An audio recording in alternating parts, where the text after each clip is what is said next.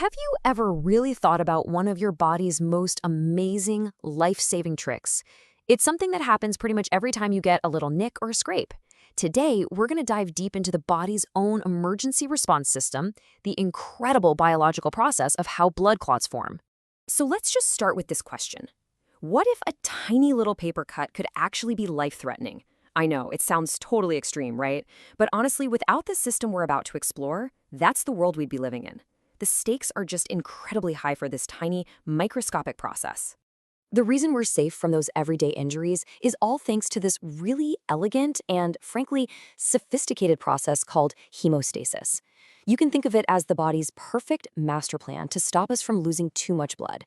It's a perfectly coordinated response to seal up any breach in our system. Okay, so how does this emergency response actually work?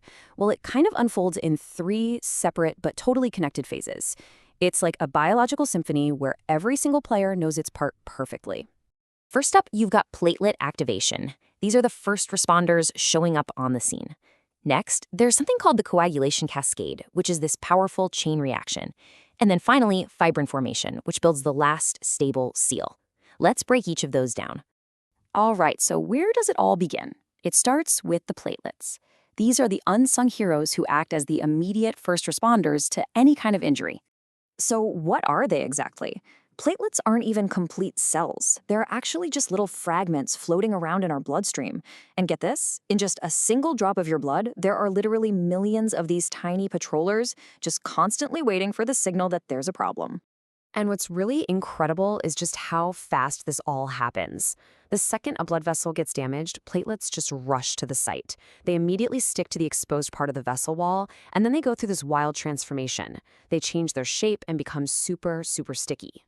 This newfound stickiness makes them all clump together, or aggregate, and that forms a temporary plug. But this plug, it's really just a quick patch. What's crucial here is that as they activate, they also shoot out these chemical signals, basically screaming for major backup to come and build something way stronger. And that call for backup? Well, that triggers a much more complex phase, the coagulation cascade. This is a true biological chain reaction that just massively amplifies that first response. To build on that first little plug, the body unleashes over a dozen different proteins we call clotting factors. They don't all go off at once. Instead, they trigger each other in this incredibly precise, domino-like sequence, just gaining momentum and power with every single step. So this domino effect is the whole point. The activation of just one factor leads to the activation of many, many more of the next one in line.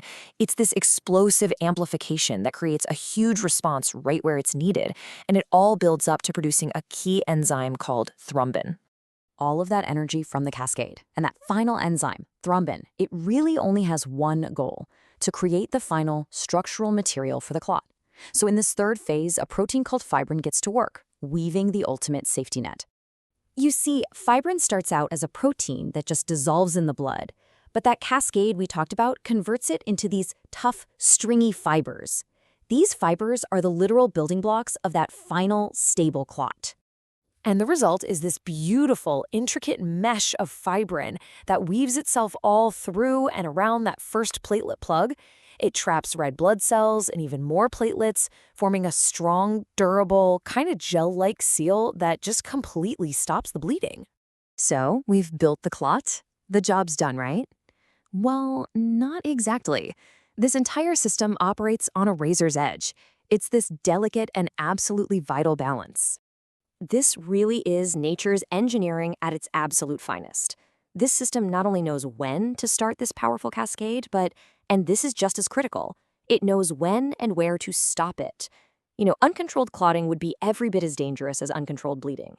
So once the tissue underneath is repaired, the body starts a cleanup process. It's called fibrinolysis. It sends in other enzymes to carefully break down that fibrin mesh, dissolving the clot and getting blood flow back to normal. The emergency is over and the responders can go home.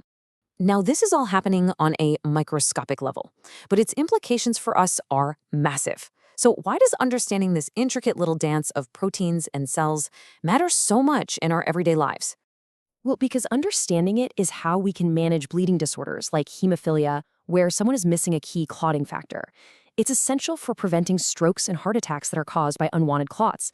This knowledge is the very foundation for anticoagulant drugs, blood thinners, that save millions of lives. And it's what makes really complex surgeries even possible. So the next time you get a small cut and you see it heal, you can really appreciate the incredible, high-stakes biological drama that just played out inside you.